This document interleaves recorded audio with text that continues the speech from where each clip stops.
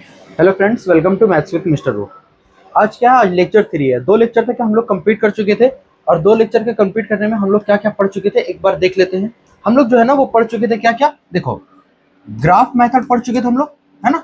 एक graph method पढ़ चुके थे, उसके साथ साथ में एलिमिनेटिंग पढ़ चुके थे, ठीक है। एलिमिनेटिंग पढ़ चुके थे और एक और क्या पढ़े थे, सब्स्टिट्यूशन पढ़ चुके थे। यानी 3 जो है वो हम लोग लीनियर इक्वेशन इन 2 वेरिएबल का 3 जो मेथड था उसको हम लोग पढ़ चुके थे, पढ़े थे ना। अरे समझ में आया था नहीं? देखो एक बार फिर से बता रहे हैं कि क्या है ना कि बच्चा लोग का ये मेंटेलिटी बन गया है कि लेक्चर 1, लेक्चर 2, लेक्चर 3, लेक्चर 4 इतना नहीं झेल पाता है। लेकिन हम क्या है ना कि हम जो है वो इस बात पर अड़ चुके हैं कि मुझे जो बताना है वो पूरा डीपली बताना है। तो आप लोग को जो है वो पढ़ना ही पड़ेगा, आप लोग को लेक्चर में पढ़ना ही पड़ेगा, चाहे जो भी बच्चे देखे। और हाँ, जो बच्चे देखते हैं एटलीस्ट कम से कम ना वो कमेंट करके मुझे जरूर बताए इस बात को कि सर आपको किस तरह से और पढ़ाना चाहिए या नहीं पढ़ाना चाहिए। बात समझ में आया ना? अरे ये बात जो है वो बार बार हम बता रहे हैं, ये तो करना ही पड़ेगा तुम लोगों को, ठीक है। चलो आ जाओ वापस देखते हैं आज जो हम लोग क्या पढ़ेंगे वो हम लोग देखो। आज जो हम लोग पढ़ते हैं सोल्युबिलिटी पे जो है वो, है ना, सोल्युबिलिटी पे क्वेश्चन जो हम लोग बेस्ड देखेंगे। सोल्युबिलिटी कहने का मतलब कि हम लोग याद है हम लोग बता चुके थे ना, देखो क्या क्या हम लोग देखे थे इस पे देखे थे। एक जो था वो क्या था, कंसिस्टेंट था। एक क्या था, कंसिस्टेंट था। और एक और क्या था, इनकंसिस्टेंट था। एक क्या था, इनकंसिस्टेंट था। अरे था या नहीं था, बताए थे ना। इसमें क्या क्या था, यूनिक सॉल्यूशन और मेनी सॉल्यूशन था। और इसमें हमारे पास क्या था, इसमें जो था वो नो सॉल्यूशन था। बता चुके हम, पहला लेक्चर देख लीजिए, है ना। पहला लेक्चर देख करके आज ना समझ में आ जाएगा, ठीक है। नेक्स्ट देखो, अब हम लोग जो देखेंगे वो देखो। तो आज हम लोग इसी पे बेस्ड क्वेश्चन देखेंगे, ठीक है। याद है कंडीशन फॉर सॉल्युबिलिटी में कंसिस्टेंसी और एक होता है नॉन कंसिस्टेंसी या फिर इनकंसिस्टेंसी, हम लोग देखे थे। तो उसमें याद रखो, अगर कंसिस्टेंसी का बात करेंगे तो कंसिस्टेंसी में कौन सा हो जाएगा, एक यूनिक सॉल्यूशन होगा। एक कौन सा हो जाएगा, यूनिक सॉल्यूशन हो जाएगा। जो कि होता क्या था कि अगर हमारे पास सपोज करो कि a1x plus b1y plus c1 equal to 0, एक हमारे पास ये इक्वेशन दिया हो और एक और इक्वेशन हो a2x plus b2y plus c2 equal to 0। अगर ये दो इक्वेशन दिया हुआ और दो इक्वेशन में यूनिक सॉल्यूशन क्या था, a1 अपॉन में a2 does not equal to b1 upon में b2, ये यूनिक सॉल्यूशन के लिए था। तो ये क्या हो जाएगा, कंसिस्टेंट हो जाएगा। ये क्या हो जाएगा, कंसिस्टेंट हो जाएगा। दूसरा अगर हम बात करेंगे मेनी सॉल्यूशन का, मेनी सॉल्यूशन या फिर इनफिनाइट सॉल्यूशन, याद है मेनी सॉल्यूशन या फिर इनफिनाइट सॉल्यूशन। तो मेनी सॉल्यूशन या इनफिनाइट सॉल्यूशन के लिए हम लोग को क्या करना था, याद है a1 by a2 b1 by b2 और equal to c1 by c2। यानी जो कॉफिशिएंट जो है a1 a2 b1 b2 c1 c2 जो है वो तीनों क्या हो जाएगा, इक्वल, तब हम लोग मेनी सॉल्यूशन के लिए था। लेकिन अगर इनकंसिस्टेंट का बात करेंगे, इनकंसिस्टेंट या फिर नॉन कंसिस्टेंट का बात करते हैं, ठीक है। तो उसमें क्या हो जाएगा, उसमें क्या हो जाता, नॉन कंसिस्टेंसी में क्या होता था कि हमारे पास एक नो सॉल्यूशन था। क्या था हमारे पास, नो सॉल्यूशन था। एक क्या था हमारे पास, नो सॉल्यूशन था। और नो सॉल्यूशन था क्या, नो सॉल्यूशन याद है a1 बाई a2, ठीक है। चेक करते थे ना, अरे रेशियो चेक करते थे, याद है कोफिशिएंट का रेशियो चेक करते थे, ठीक है। a1 by a2 by equal to b1 by b2 does not equal to c1 by c2 था। तो ऐसा कंडीशन में हमारे पास x और y का कोई वैल्यू नहीं निकलता था। तो आज हम लोग ये चेक करके उसके बाद फिर हम लोग के पास इस पे बेस्ड जो है, ठीक है, जिस टाइप का भी क्वेश्चन देगा उसको हम लोग सोल्यूशन करेंगे आज, ठीक है। चलो देखो, देखते हैं हमारे पास क्वेश्चन सबसे पहला क्या है। सबसे फर्स्ट क्वेश्चन देखो, पहला क्वेश्चन क्या है वो समझना। एक अगर क्वेश्चन समझ में आ जाएगा ना, देखो हो सकता है शुरू का बोरिंग हो, शुरू का जो क्लास लगे बोरिंग हो, लेकिन जिस दिन अगर इस बात को अपने आप को लग जाएगा ना, तो लोगों को हमको पढ़ना है, एकदम पढ़ना है सर इस बात को। तो हम जो यहाँ पे हैं ना खड़े, गारंटी देते हैं, इस बात का गारंटी देते हैं। मेरा ऐसा भी नहीं है, मेरा बहुत कुछ बच्चा जो है, मेरा मतलब ऐसा बहुत सारा बच्चा है जो 100 में 100 आ रहा है। इस बात को समझो, अभी तो हम ऑनलाइन है इस वजह से ना, लेकिन धीरे धीरे जब कनेक्ट हो जाओगे ना फिर फील होगा, यकीन मानो फिर फील करोगे तुम लोग, ठीक है। चलो देखो क्वेश्चन सबसे पहला समझो। फर्स्ट क्वेश्चन जो है वो समझना जब स्टार्ट करोगे, क्वेश्चन जब समझना स्टार्ट करोगे ना, तो फिर इस टाइप का क्वेश्चन किसी भी तरह का मिलेगा फिर तुमसे बन जाएगा, बहुत अच्छा से बन जाएगा। अरे आप लोगों से अच्छे से बन जाएगा क्वेश्चन, है ना। चलो देखो आ जाओ, देखो सबसे पहला क्वेश्चन क्या बोल रहा है। क्वेश्चन जो हमारे पास बोलेगा उसमें देखेंगे, for each of the following system of equation determine करना आपको क्या, द वैल्यू ऑफ के का वैल्यू आपको फाइंड करना है of the given system of equation has the unique solution. तो यूनिक सॉल्यूशन के लिए फिर से हम बता दे रहे हैं, यूनिक सॉल्यूशन के लिए याद है, यूनिक सॉल्यूशन के लिए क्या होता था, a1 by a2 equal to b1 by b2, ठीक है।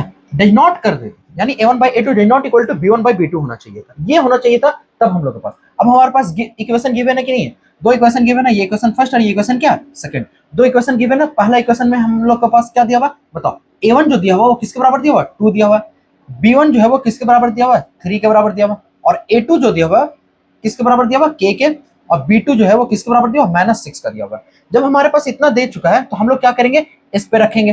तो A1 का है ना फॉर कंडीशन, और किसके लिए, ये कंडीशन किसके लिए, कंडीशन फॉर, ये कंडीशन था this condition for unique solution के लिए। ये किसके लिए था, यूनिक सॉल्यूशन के लिए। तो यूनिक सॉल्यूशन के लिए ये कंडीशन होना चाहिए था। यही बताए थे ना हम, अरे बताए थे कि नहीं बताए थे, अरे बताए थे ना। चलो हाँ, यही यही कंडीशन था, ठीक है। यूनिक सॉल्यूशन के लिए यही कंडीशन था। आगे देखो, अब हम लोग क्या करेंगे, A1 का वैल्यू जो है वो रख देते हैं। A1 का वैल्यू यहाँ पे रखेंगे, कितना हो जाएगा हमारे पास, 2 हो जाएगा। फिर क्या हो जाएगा, के डज नॉट इक्वल टू, देखो एक बात बता रहे, ये डज नॉट इक्वल का साइन जो है ना वो इसमें ना एकदम बिल्कुल भी भूल जाओ, किससे डज नॉट इक्वल टू होगा तो क्या, अच्छा देखो बताते हैं। जैसे सपोज करो 3 माइनस के डज नॉट इक्वल टू 4 है, तो 3 ये प्लस 4 इधर आएगा तो -4 डज नॉट इक्वल टू के ही रहेगा। अब ये मत समझना कि जब इक्वल रहता है तभी इधर इधर उधर भेज सकते हैं हम लोग, अरे ऐसा बिल्कुल भी नहीं है, बात समझ रहे हो ना। ये भी रहेगा तब भी इक्वल के जैसा ट्रीट करो, हम लोग इक्वल के जैसा ट्रीट करो, ठीक है। अब क्या हो जाएगा बताओ, यहाँ पे कितना 2 है, ये 2 है, ठीक है। 2/k does not equal to B1 का वैल्यू कितना है 3, अब B2 का वैल्यू -6 है, कट करेंगे तो कितना हो जाएगा -2 हो जाएगा। अब क्रॉस मल्टीपल कर दो, इधर क्रॉस मल्टीपल कर दो, इधर क्रॉस मल्टीपल कर दो, तो जब इधर क्रॉस मल्टीपल करेंगे तो इधर कितना आ जाएगा -4 आ जाएगा, डज नॉट इक्वल टू कितना आ जाएगा के, यानी के का जो वैल्यू है -4 के अलावा, के का वैल्यू जो है वो -4 के अलावा फॉर ऑल। देखो ये फॉर ऑल जो है इसका मतलब क्या होता है, देखो ये जो है, ये जो अभी हम लिखे हैं इसका मतलब होता है फॉर ऑल। फॉर ऑल किसका, रियल नंबर यानी आर, किसको छोड़ करके, एक्सेप्ट एक्सेप्ट एक्सेप्ट के डज नॉट इक्वल टू -4, इसको छोड़ करके ना के का कोई भी वैल्यू जब रखोगे तो जो गिवन कंडीशन है वो क्या हो जाएगा, यूनिक सॉल्यूशन हो जाएगा। बात समझ में आया, यूनिक सॉल्यूशन हो जाएगा, ठीक है। चलो समझ में आ गया होगा, नेक्स्ट देखो, ठीक है। नेक्स्ट हम लोग क्वेश्चन देखते हैं। अब हम लोग देखते हैं नेक्स्ट क्वेश्चन, अरे भाई थोड़ा गर्मी लग रहा है। चलो देखो नेक्स्ट क्वेश्चन देखते हैं हम लोग। नेक्स्ट क्वेश्चन हमारे पास क्या बोला, देखो फिर से देखो, डिटरमाइन करना है क्या, हैज अ यूनिक सॉल्यूशन। इसके लिए भी same to same unique solution, फिर से के का वैल्यू यहाँ पे फाइंड करो। हम डायरेक्टली यहाँ पे सॉल्यूशन करें, हमारे पास ऑप्शन है तो ऑप्शन में डायरेक्टली, यानी एमसीक्यू क्वेश्चन है ना तो डायरेक्ट हम सॉल्व करेंगे। देखो क्या हो जाएगा बताओ, 2/5 डज नॉट इक्वल टू के बाई -7, मल्टीपल कर दो तो -14/5 डज नॉट इक्वल टू के, यानी के का जो वैल्यू है वो -14/5 नहीं होना चाहिए, यानी कौन सा ऑप्शन हो जाएगा, ऑप्शन बी हो जाएगा। सिंपल, बात समझ में आ रहा है, अरे बहुत सिंपल है ये सॉल्युबिलिटी वाला जो है ना, ये बहुत इजी है, ठीक है। हम तो जानबूझ करके बस बना दिए, ठीक है। नेक्स्ट देखो, अब हमारे पास क्या, for each of the following equation, उतना पढ़ने का रिक्वायरमेंट नहीं। लास्ट देखो, as a infinitely many solution, के का वैल्यू फाइंड करना आपको, जिसमें क्या है इन्फिनिटली मेनी सॉल्यूशन है। तो इन्फिनिटली मेनी सॉल्यूशन के लिए याद है क्या करना था बताओ, A1/A2 equal to B1/B2 equal to C1/C2। अरे यही था कंडीशन, कंडीशन यही था ना, बताए थे ना। चलो बढ़िया, जब यही सेम कंडीशन था तो अब क्या करेंगे, यहाँ पे वैल्यू रखो तो क्या हो जाएगा बताओ, 5/10 है ना, यहाँ पे लिख देंगे फॉर इन्फिनिटली मेनी सॉल्यूशन के लिए ये कंडीशन था। अब यहाँ पे हम वैल्यू, चलो यहीं पे हम लिख दे रहे हैं, ठीक है। तुम लोग वहाँ पे क्या करोगे, लिख लोगे। अब A1 का वैल्यू कितना 5 बाय में कितना 10 इक्वल टू B1 का वैल्यू कितना 2, B2 का वैल्यू कितना 4 इक्वल टू C1 का वैल्यू कितना हमारे पास K, और फिर C2 का वैल्यू कितना 3। हम कोई भी यहाँ पे रखेंगे, देखो पहली बात तो समझना, यहाँ पे K/3 है तो ये तीनों का तीनों इक्वल होता है ना, तो हम बता चुके थे, याद रखो कि अगर A equal to B equal to C है तो हम लोग ना A इक्वल टू C भी लिख सकते हैं, B इक्वल टू C भी लिख सकते हैं, और क्या लिख सकते हैं, A इक्वल टू B भी लिख सकते हैं, यानी 3 कंडीशन हमारे पास आता है।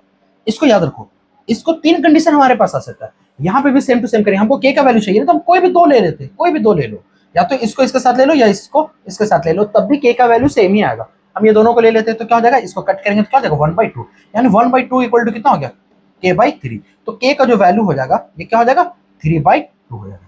K का वैल्यू क्या हो जाएगा 3/2, यानी K का वैल्यू 3/2 के लिए ये जो गिवन इक्वेशन है ना, ये क्या होगा इन्फिनिटली मेनी सॉल्यूशन हो जाएगा। इन्फिनिटली क्या हो जाएगा, मेनी सॉल्यूशन हो जाएगा। चलो बढ़िया, ठीक है। नेक्स्ट देखते हैं हम लोग क्वेश्चन, और आगे क्या, आगे क्वेश्चन में हमारे पास क्या हो, देखो फिर से देखो, इन्फिनिटली मेनी सॉल्यूशन पे फिर से दे दिया, एक तो क्वेश्चन बनाने के लिए दिया है और दूसरा जस्ट इसका क्या दे दिया, एमसीक्यू दे दिया, जो कि बना सकते हो, बहुत आसानी से बना सकते हो, ठीक है। चलो देखते हैं। अब बताओ अगर बिना, हाँ इसमें थोड़ा सा हो सकता है कि यूज करना पड़ेगा, कोई बात नहीं यूज करते हैं। चलो देखो हम लोग क्या करेंगे, हमारे पास क्या है बताओ, K/12 करते हैं, A1/A2 याद रखो, बार बार लिखने का रिक्वायरमेंट नहीं पड़े मुझे, है ना, वो पता है। A1/A2 यानी K/12 हो जाएगा, इक्वल टू क्या हो जाएगा 3/K हो गया, इक्वल टू क्या हो जाएगा K माइनस 3/K, ठीक है। हम क्या बोले थे कि कोई भी 2 लेकर के हम लोग सॉल्यूशन कर सकते हैं ना। अगर हम कोई भी 2 लेकर के अगर हम सॉल्यूशन कर सकते हैं, मेरी बात अच्छे से सुनो, कोई भी 2 लेकर के हम सॉल्यूशन कर सकते हैं, तो क्यों ना यही दोनों ले लें। आपको बच्चा 30 मार्क खान समझता है, अपने आप को स्मार्ट समझता है, तो लो ये दोनों को, करो सॉल्यूशन वहां पे, और जब ना बनने लगेगा तो फिर बोलना कि सर मेरा बहुत खराब गया था मैथमेटिक्स। स्मार्ट क्यों बनना भाई, घर में रहो, खूब प्रैक्टिस कर लो, वहां पे नहीं करना। वहां पे मतलब जिस तरह से इजी होगा, क्योंकि वहां पे तो खुद डरा हुआ रहता है, और वहां पे और कॉम्प्लिकेटेड जानबूझ करके बनाना चाहोगे तो फिर गलत है। तो अपने आप को रामानुजन समझना मत, है ना, वो उनका बात अलग था। ठीक है, चलो देखो, अब यहाँ पे हम लोग दोनों ले लेते हैं, फर्स्ट और सेकंड को लेते हैं। तो क्या होगा, के स्क्वायर इक्वल टू 12 कितना हो जाएगा 36, यानी के का जो वैल्यू हो जाएगा, स्क्वायर जब उधर आता है तो याद है, अब तो क्लास 10th में पहुंच चुके हो ना, अब हमको बोलने का रिक्वायरमेंट नहीं पड़े, कितना आएगा 6, नहीं +-6 आएगा, यानी के का जो वैल्यू होगा वो कितना हो जाएगा +-6 हो जाएगा। हमारे पास ऑप्शन क्या है, सिर्फ एक 6 है, तो यह 6 रखेंगे। लेकिन क्या -6 हो सकता था, -6 हो सकता था, नहीं हो सकता था। क्यों नहीं हो सकता, देखो अगर हम यहाँ पे रख देते तो देखो, इसको हम यहाँ पे रख देंगे, अगर हम -6 यहाँ पे रखते तो देखो क्या होता, के का वैल्यू कितना लाया था 6, -6 के का वैल्यू 6 और -6 दोनों आया था ना। अब हम -6 यहाँ पे रख के देखते हैं, देखो -6 बाई कितना हो जाएगा 12 इक्वल टू यहाँ पे क्या हो जाएगा 3 बाई -6 इक्वल टू यहाँ पे देखो -6 -3 बाई में कितना हो गया -6। अब यहाँ पे देखो -1/2 आ गया, यहाँ पे कितना आ गया -1/2 आ गया। लेकिन जब यहाँ पे करेंगे, यहाँ पे जब करेंगे तो कितना आ जाएगा -3/2 आएगा। तो यानी -6 जो के का वैल्यू जो है वो -6 नहीं हो सकता। बात समझ में आया ना, इसी वजह से के का वैल्यू जो होगा वो क्या होगा, सिर्फ और सिर्फ 6 हो जाएगा। समझ में आ रहा है, अरे समझ में आ रहा है कि नहीं आ रहा है, उम्मीद करते हैं समझ में आ रहा होगा। ठीक है, चलो देखो आगे देखते हैं, नेक्स्ट क्वेश्चन देखते हैं हम लोग। नेक्स्ट क्वेश्चन क्या हमारे पास, हाँ नेक्स्ट क्वेश्चन हमारे पास है फिर से इन्फिनिटली मैंने सॉल्यूशन दे दिया, इसको यार तुम लोग खुद कर लो। ठीक है, अब हम करने वाले, ओ सॉरी ये कर चुके थे हम। ठीक है, नेक्स्ट देखो, अरे भाई साहब बहुत दिक्कत है यार, चलो आ जाओ देखो नेक्स्ट क्वेश्चन। देखो नेक्स्ट क्वेश्चन हमारे पास क्या बोला, नो सॉल्यूशन। फिर से अब देखो, अभी यूनिक सॉल्यूशन देख लिए थे, मेनी इन्फिनिटली सॉल्यूशन देख चुके थे। ठीक है, और अब जो है वो किसका देखेंगे, हैज नो सॉल्यूशन। तो नो सॉल्यूशन के लिए कंडीशन याद है कि नहीं है, a1/a2 b1/b2 equal to c1/c2, यही ना था।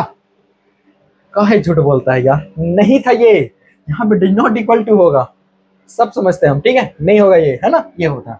चलो देखो, अब जब ये नहीं है तो हमको मेनली क्या है ना, हमारे पास देखो c1/c2 जो है उसको तो छोड़ दो, ये दोनों को इक्वल करने की कोशिश करो क्या कि ये दोनों इक्वल हो जाए। अब देखो यहाँ पे a1 हमारे पास कितना बताओ 3, a2 हमारे पास कितना है k है, इक्वल टू b1 कितना हमारे पास -4 है, और b2 हमारे पास कितना है 3 है। अरे यही तो होगा।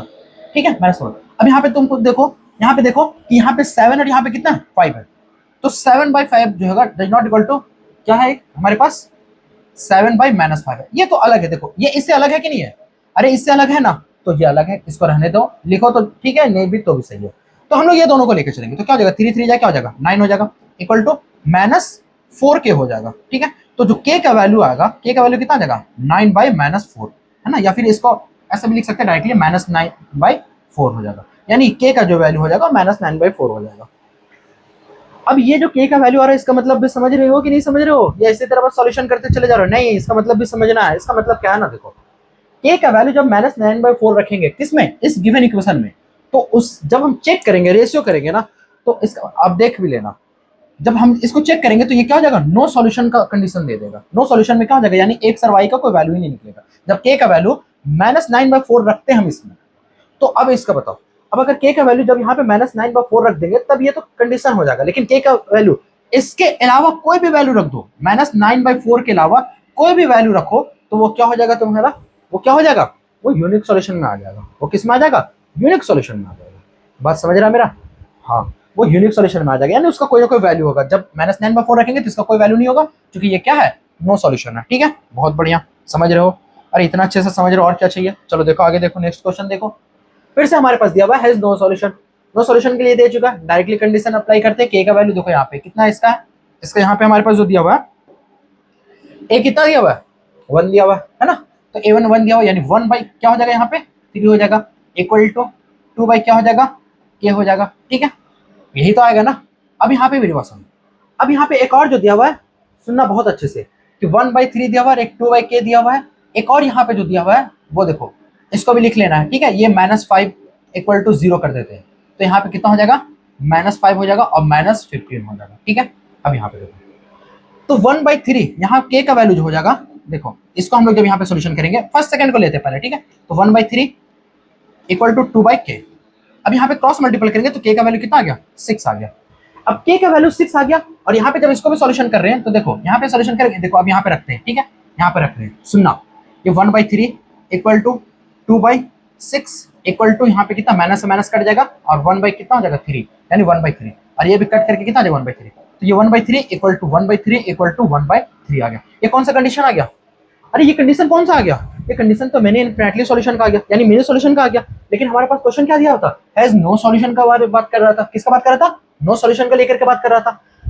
तो यहाँ पे क्या होगा, तो यहाँ पे लिखेंगे ना कि देयर इज, क्या लिखेंगे, there are no value of k which satisfied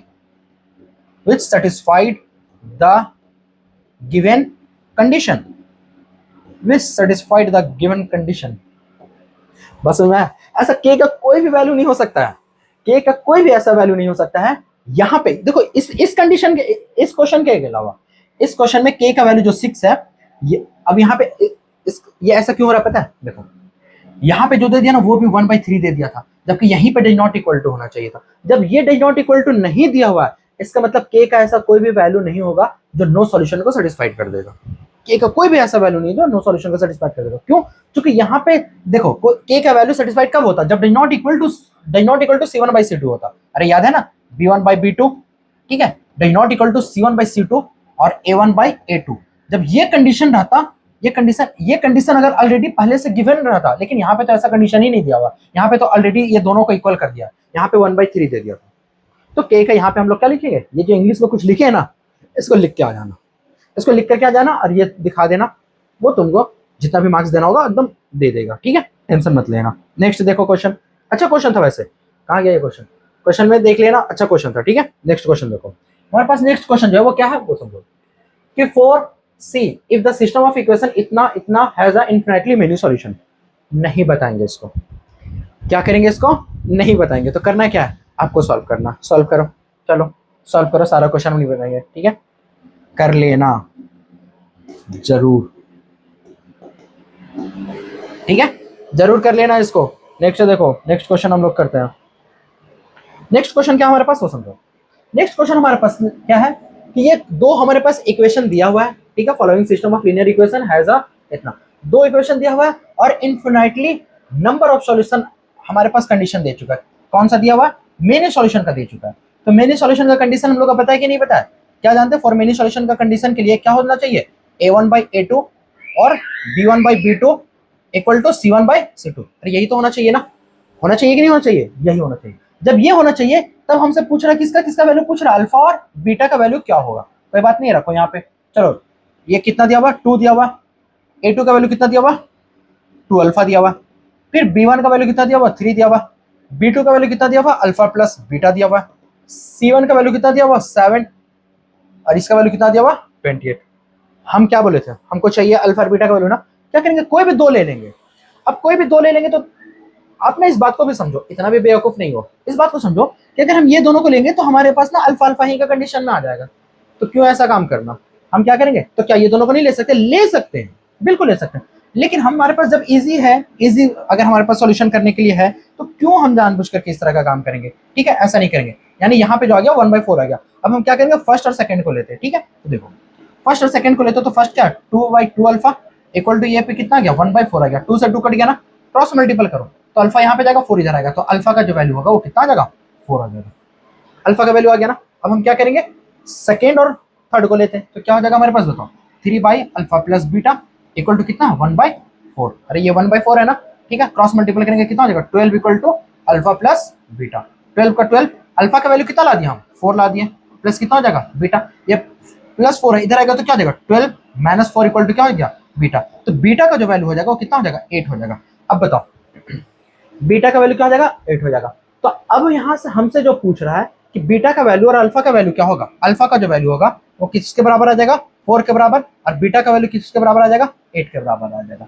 अगर हमको forward value of alpha and beta for which the following of the linear equation ऐसे इतना, ठीक है, तो अल्फा का वैल्यू कितना हमारे पास आ गया, 4, और बीटा का वैल्यू कितना आ गया, 8 आ गया। कोई दिक्कत नहीं ना, चलो बढ़िया, ठीक है। नेक्स्ट देखते हैं हम लोग इन्फिनेटली मेनी सॉल्यूशन के लिए, ठीक है। देखो बात समझ में आ भी रहा है कि नहीं आ रहा है? समझ में आ रहा होगा, ठीक है। चलो बढ़िया, नेक्स्ट देखो हम लोग। नेक्स्ट क्वेश्चन क्या, फिर से देखो सेम क्वेश्चन था, बस चेंज कर दिया थोड़ा। क्या कर दिया, for what value of alpha beta. Alpha beta का फिर से वैल्यू हमसे पूछ रहा है कि अल्फा बीटा का वैल्यू क्या होगा हमारे पास। Which of the following system of linear equation has a unique solution. Unique solution के लिए अल्फा बीटा का वैल्यू क्या होना चाहिए हमारे पास, बताओ। तो देखो यहाँ पे यूनिक सॉल्यूशन के लिए हम लोग क्या पता है ना, a1/a2 does not equal to b1/b2, बस यही निकाल लो, ये निकाल लो, ये इनफ है, ठीक है। लेकिन सॉल्यूशन करने के लिए हम लोग एक और ले लेते, क्या ले लेते हैं, c1/c2 ले लेते हैं, ठीक है।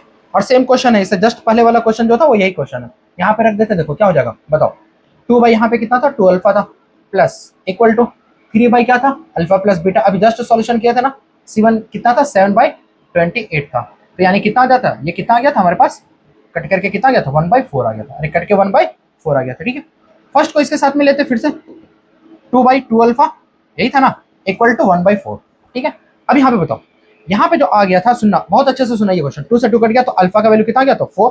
अरे अल्फा का वैल्यू कितना आ गया, तो 4। और जब सेकंड और थर्ड लिए थे, यानी 3 alpha plus beta equal to 1/4, तो याद करो अभी हम जस्ट पीछे का कैलकुलेशन देखना है ना। अल्फा का वैल्यू कितना, यहाँ पे 4, ठीक है। क्रॉस मल्टीपल करेंगे, 12 equal to alpha plus beta. Alpha का वैल्यू 4 है, इधर आएगा तो 8, तो बीटा का वैल्यू कितना आ गया था, 8। तो अल्फा का वैल्यू कितना होगा, 4, और बीटा का वैल्यू कितना होगा, 8। क्या ये होगा, अरे ये कंडीशन होगा, नहीं। ये कंडीशन क्यों नहीं होगा, मेरी बात सुनना बहुत अच्छे से सुनना, ये कंडीशन क्यों नहीं होगा, जब अल्फा का वैल्यू, जब यहाँ पे 4 रख देंगे हम, यहाँ पे अल्फा का वैल्यू क्या रख देंगे, 4 रख देंगे, और बीटा का वैल्यू 8 रख देंगे, तो ये दोनों को क्या कर देगा, इक्वल कर देगा। ये दोनों को क्या कर देगा, इक्वल। देखो सॉल्यूशन करके देखते हैं, 2/2 इंटू 4 कर दो, इक्वल टू, यहाँ पे देखो 3 इंटू अल्फा का वैल्यू कितना आ जाएगा, 4 प्लस 8 हो जाएगा, कट के कितना आ जाएगा, ये कट के 1/4 आ गया, और यहाँ पे कट करेंगे कितना आ जाएगा, 3/12, कट करके ये भी कितना आ जाएगा, 1/4 इक्वल टू 1/4 आ गया। अरे ये कंडीशन आ गया, 1/4 इक्वल टू 1/4 आ गया। लेकिन यूनिक सॉल्यूशन बोला था ना, तो यूनिक सॉल्यूशन के लिए ये कंडीशन कहाँ अप्लाई किया, ये कंडीशन अप्लाई किया नहीं किया। तो इसका मतलब क्या, फिर कोई बच्चा को लग रहा सर अल्फा और बीटा का वैल्यू क्या आया, क्यों आया, अल्फा और बीटा का जो वैल्यू आया वो क्या आया, क्यों आया। तो मेरी बात समझना, अल्फा और बीटा का जो वैल्यू आया ना, हम लोग क्या करेंगे, बस कोई बात नहीं, वहां पे डज नॉट इक्वल था, यहाँ पे भी क्या कर देंगे, डज नॉट इक्वल कर देंगे। यानी अल्फा का वैल्यू 4 नहीं हो सकता और बीटा का वैल्यू 8 नहीं हो सकता, इसके अलावा कोई भी वैल्यू रखो, है ना। तो हम क्या लिखेंगे, सुनना बहुत अच्छे से सुनना, alpha beta belongs to, alpha beta belongs to, किसमें, बिलोंग्स टू का मतलब समझते हो ना, ये बिलोंग्स टू का होता है, ठीक है। अल्फा और बीटा का बिलोंग्स करेगा किसमें, रियल नंबर में, एक्सेप्ट किसको, अल्फा जो है वो डज नॉट इक्वल टू 4 और बीटा जो है डज नॉट इक्वल टू 8। ये कंडीशन होगा। अरे कंडीशन क्या होगा, समझ में आया, कंडीशन ये होगा, अल्फा और बीटा जो रियल नंबर होगा, यानी कोई भी वैल्यू हो सकता है, ठीक है, पूरा रियल नंबर पे सर्टिफाइड करेगा, लेकिन अल्फा और बीटा जो होगा वो क्या होगा, अल्फा का वैल्यू 4 के बराबर नहीं होना चाहिए और बीटा का वैल्यू 8 के बराबर नहीं होना चाहिए। बात मेरी समझ में आ रहा है, बहुत बढ़िया, समझ में आ रहा है तो अच्छी बात है। चलो ठीक है, नेक्स्ट क्वेश्चन देखते हैं हम लोग। सेम क्वेश्चन है हमारे पास, एक और है, बस सेम यही क्वेश्चन के लिए नो सॉल्यूशन के लिए था, एकदम सेम क्वेश्चन है, नो सॉल्यूशन के लिए। इसको क्या करो, इसको बनाओ, इसको ना आप ही लोग बनाओ कि नो सॉल्यूशन के लिए हमारे पास क्या कंडीशन आएगी, ठीक है। चलो नेक्स्ट क्वेश्चन हम लोग देखते हैं, इसको बना लेना, जरूर बना लेना, जितना बोलते हैं ना उतना करो, ठीक है, बेहतर होगा, तो फालतू का पिटा जाओगे, ऑनलाइन भी पीट सकते हैं, है ना। चलो देखो यहाँ पर, अब यहाँ पे देखो क्या बोला, द वैल्यू ऑफ के का वैल्यू चाहिए किसका, पेयर ऑफ लीनियर इक्वेशन, एक हमारे पास एक इक्वेशन दिया हुआ है, दूसरा इक्वेशन दे चुका है, has a infinitely many solution. एक ही चीज को कितना बार बताए, परेशान हो गए, है ना। याद है राहुल गांधी का मीम्स, पॉलिटिक्स से दूर रहना चाहिए ना, मैथमेटिक्स वाले स्टूडेंट लोग को पॉलिटिक्स से दूर रहना चाहिए, लेकिन जानना जरूरी है, ठीक है। चलो बढ़िया, देखो हमको क्या करेंगे, सबसे पहले इसको इक्वेशन में ला लेते हैं, तो क्या हो जाएगा बताओ, के x minus y plus 2 equal to 0, एक आ गया, दूसरा 6x minus 2i minus 3 equal to 0। अब हम हमारे पास क्या बोला था, अरे बोला क्या है, के का वैल्यू फाइंड करने के लिए मेनी सॉल्यूशन के लिए, तो मेनी सॉल्यूशन के लिए कंडीशन हमको पता है ना, क्या करेंगे बताओ, के बाई क्या करेंगे, के बाई 6 हो जाएगा इक्वल टू -1/-2 हो जाएगा। आगे का लेने का रिक्वायरमेंट है क्या, नहीं है, फिर भी अगर लग रहा है कोई बच्चा को तो ले लो, चलो इक्वल होगा 2 बाई क्या हो जाएगा -3, हैज इन्फिनिटली मेनी सॉल्यूशन, कोई बात नहीं है। अब यहाँ पे देखो बताओ कि ये जो है ना, यहाँ पे जब के बाई 6 वो छोड़ दो, बिना सॉल्यूशन किए हुए हम इसका सॉल्यूशन बताते हैं, इक्वल टू 1/2 इक्वल टू 2/-3। अब बताओ ये दोनों बराबर है क्या, अरे ये दोनों बराबर है, के का वैल्यू का बाद में सॉल्यूशन, बाद में उसको के को देखेंगे, पहले ये बताओ ये दोनों बराबर है, ये दोनों बराबर नहीं है ना, अरे यहाँ पे बराबर है, ये दोनों ही बराबर नहीं है। जब ये दोनों बराबर ही नहीं है, समझो जब ये दोनों बराबर ही नहीं है तो क्या ये मेरे के का वैल्यू चाहे कुछ भी आ जाए, जब ये दोनों बराबर नहीं है तो क्या मेन सॉल्यूशन होगा? मेन सॉल्यूशन होगा या नहीं होगा? नहीं होगा। तो नहीं होगा तो के का वैल्यू के लिए हम लोग क्या लिख सकते हैं बताओ? Does not exist. के का कोई ऐसा वैल्यू ही नहीं है जो एग्जिस्ट कर सकता है इसमें। था ना क्वेश्चन ठीक? अरे था कि नहीं था? क्वेश्चन अच्छा था कि के का ऐसा कोई भी वैल्यू नहीं हो सकता है जहां पे इस इक्वेशन को क्या कर दे, इस इक्वेशन को मेन सॉल्यूशन में कन्वर्ट कर दे। ठीक है, तो इसका ऑप्शन क्या हो जाएगा? ऑप्शन बी हो जाएगा। उम्मीद करते हैं कि क्वेश्चन जो है ना, क्वेश्चन जो हमसे पूछना चाह रहा है, कहना चाह रहा है, ये समझ में आ रहा होगा। ठीक है, चलो बढ़िया। नेक्स्ट क्वेश्चन देखते हैं। आगे क्वेश्चन हमारे पास क्या है? नेक्स्ट क्वेश्चन फिर से देखो क्या है। एम देखो, ये कंडीशन दिया हुआ कि एम जो होना, ये एम जो है वो डज नॉट इक्वल टू होगा किसके बराबर? बीएल के बराबर। तब इसमें से कौन सा, ये गिवन जो इक्वेशन है, यानी जो दो इक्वेशन गिवन है, उसमें से कौन कंडीशन को अप्लाई करेगा? चलो ठीक है, देख लेते हैं। पहला हमारे पास देखो, पहले तो तीनों को क्या कर लेते, इक्वल कर लेते। पहले हम देखो, जब भी इस तरह का आएगा ना, हमसे पूछेगा, तो हम ना सबसे पहले ये काम करेंगे। क्या करेंगे? देखो, a1/a2 equal to b1/b2 equal to c1/c2। अब यहाँ से देखो, अगर ये दोनों बराबर हो जाएगा, ये डज नॉट इक्वल टू होगा, तो हम समझ जाएंगे नो सॉल्यूशन। अगर यही डज नॉट इक्वल टू हो जाएगा तो हम लोग क्या समझ जाएंगे कि ये जो होगा, यानी ये जो है, अगर यही डज नॉट इक्वल टू हो जाएगा ये दोनों, तो यूनिक सॉल्यूशन समझ जाएंगे। अगर तीनों इक्वल हो गया तो हम लोग क्या समझेंगे बताओ? मेनी सॉल्यूशन समझ जाएंगे। तो ये कंडीशन हम लोग सबसे पहले देखें। तो हमारे पास कहाँ गया? देखो हमारे पास क्या बताओ, a1 की जगह पे क्या लिखेंगे? a, a2 की जगह पे क्या लिखेंगे? l, b1 की जगह पे क्या लिखेंगे हमारे पास? b1 कहाँ पे? b1 की जगह पे b, b2 की जगह पे क्या लिखेंगे? m, c1 की जगह पे क्या लिखेंगे? c, और इसके जगह पे क्या लिखेंगे? n। कंडीशन ये दिया हो, सबसे पहले इसको क्रॉस मल्टीपल करते हैं, ये चेक करके देखते हैं। तो देखो am इक्वल टू क्या हो गया? bl हो गया। लेकिन क्वेश्चन में क्या था, गिवन क्या था कि ये डज नॉट इक्वल टू है। अगर ये डज नॉट इक्वल टू हो गया, इसका मतलब ये दोनों डज नॉट इक्वल टू होगा। अगर ये डज नॉट इक्वल टू होगा तो बताओ, ये कंडीशन, ये भी डज नॉट इक्वल टू होगा, और ये डज नॉट इक्वल टू हुआ तो कौन सा कंडीशन को सेटिस्फाइड कर दिया? देखो देखो, कौन सा कंडीशन को सेटिस्फाइड कर दिया है ना? किसको? नो सॉल्यूशन को। इतना हम मारेंगे ना, इतना हम मारेंगे अगर नो सॉल्यूशन जो बच्चा बोला। अरे नो सॉल्यूशन को कैसे सेटिस्फाइड करेगा? ये किसको सेटिस्फाइड करेगा? यूनिक सॉल्यूशन को सेटिस्फाइड करेगा। बात समझ में आया? अरे यूनिक सॉल्यूशन को सेटिस्फाइड करेगा, सिंपल, जो कंडीशन दिया था उसके अकॉर्डिंग बना दिया हम लोग। ठीक है, चलो आगे देखो, है ना, गुस्सा ज्यादा नहीं दिलाना हम लोग मुझे। चलो आगे देखो, नेक्स्ट क्वेश्चन हम लोग देखते हैं। One of the equation pair of dependent. अब देखो, डिपेंडेंट जो होगा इक्वेशन इज इतना, द सेकंड इक्वेशन क्या होगा? जब भी अगर ये वर्ड अगर तुम्हारे पास आ जाए, है ना, आपके पास अगर ये वर्ड आ जाए कि डिपेंडेंट लीनियर इक्वेशन, तो याद रखना ये कंडीशन अप्लाई कर लेना, a1/a2 b1/b2 equal to c1/c2। ये कंडीशन अप्लाई कर लेना, आ जाएगा। तो ये पहला ये क्या होता है? ये फर्स्ट इक्वेशन। अरे ये तीनों का तीनों किसके लिए रहता है? फर्स्ट इक्वेशन के लिए, और ये सेकंड इक्वेशन के लिए। तीनों का तीनों देखो सेटिस्फाई करते हैं। सबसे पहले देखो -5 बाय में रहने दो, b1 कितना हमारे पास? b1 equal to 7 equal to c1 कितना हमारे पास? c1 हमारे पास 2। अब यहां से देखो, यहां से चेक करके देखते हैं, इसमें चेक करके देखते हैं। सबसे पहला में अगर 10 यहाँ पे रखते हैं और यहाँ पे 14 रखते हैं, तो ये तो माइनस आ जाएगा, लेकिन ये प्लस आएगा क्या? नहीं आएगा। तो यानी ये पॉजिटिव होना चाहिए, और ये क्या होना चाहिए? देखो क्या होना चाहिए, अब नंबर बताते हैं। ये पॉजिटिव होना चाहिए, ये क्या होना चाहिए? ये नंबर जो डिनोमिनेटर में आएगा नेगेटिव होना चाहिए, और ये नंबर भी होना चाहिए, क्या होना चाहिए? नेगेटिव होना चाहिए, तभी सेटिस्फाइड करेगा। या फिर इसका उल्टा कंडीशन है, एक और कंडीशन बोलेंगे ना तो फालतू दिमाग खराब हो जाएगा, कि ये नेगेटिव, ये पॉजिटिव होना चाहिए, और ये भी पॉजिटिव होना चाहिए। जो बच्चा ये समझ में आया उसको ठीक है, बाकी बात के लिए अरे ये नेगेटिव होगा तो ये पॉजिटिव हो जाएगा, तो ये भी नंबर पॉजिटिव होना चाहिए, ये भी क्या होना चाहिए? पॉजिटिव होना चाहिए। ठीक है, चलो अब समझो, ये वाला समझो, ये कंडीशन समझो कि पहला पॉजिटिव होना चाहिए, फिर नेगेटिव, फिर नेगेटिव। तो पहला पॉजिटिव ये हो गया। ठीक है, पहला पॉजिटिव हो गया। दूसरा क्या होना चाहिए? दूसरा नेगेटिव होना चाहिए। पहला पॉजिटिव तो एक ये आ गया, दूसरा नेगेटिव ये आया। ठीक है, तीसरा जो -4 उधर जाएगा तो क्या हो जाएगा? +4 हो जाएगा। अरे ये -4 है तो उधर जाएगा तो क्या हो जाएगा? +4 इक्वल टू 0। यानी ये भी क्या है? ये भी नहीं होगा। जब ये नहीं होगा तो और फिर देखो, और फिर दूसरा कंडीशन देखते हैं। तो फिर कौन सा कंडीशन वाला आया? याद रखो, अगर यहीं पे माइनस यहाँ पे 10 रख देंगे, देखो -10 रख दिया, इसका वैल्यू, इसका देखो, इसको हटा दे रहे हैं। ठीक है, इसका यहाँ पे कितना हो जाएगा बताओ? 14 हो जाएगा, और यहाँ पे कितना हो जाएगा? 4 हो जाएगा। तो यहाँ पे देखो माइनस माइनस ये क्या हो जाएगा? प्लस। तो इसमें सेटिस्फाइड कौन कर रहा है? सी वाला। अभी जस्ट बताए थे जो ना कंडीशन, ये सेटिस्फाइड कर देगा। ये हम लोग को पता कैसे चल रहा भाई? यहाँ पे समझो तो ये माइनस माइनस क्या हो जाएगा? प्लस। देखो कट के कितना आ गया? 1/2। ये भी कट के कितना आ गया? 1/2। ये भी कट के कितना आ गया? 1/2 आ गया। बस समझ में आ गया ना? ये डिपेंडेंट का, जब भी इस तरह का इक्वेशन देगा तो हम लोग क्या करेंगे? मेन सॉल्यूशन निकाल देंगे। बस समझ में आया ना? चलो ठीक है, नेक्स्ट क्वेश्चन देखते हैं हम लोग। नेक्स्ट क्वेश्चन कहाँ पे गया? इनफ। आज बहुत ना, अगर पूरा लेक्चर देखा होगा तो आज ना आप लोगों को अच्छा लग रहा होगा, बहुत मस्त लग रहा होगा। अगर अच्छा लग रहा होगा ना तो कमेंट जरूर करके बता देना कि आज का जो सेशन था वो सच में इजी था या नहीं था। इजी था ना, और ये बन जाएगा। अब जो हम लोग क्या है ना, अब लैंग्वेज बेस्ड क्वेश्चन है, तो लैंग्वेज बेस्ड क्वेश्चन करेंगे और बहुत मस्त से करेंगे।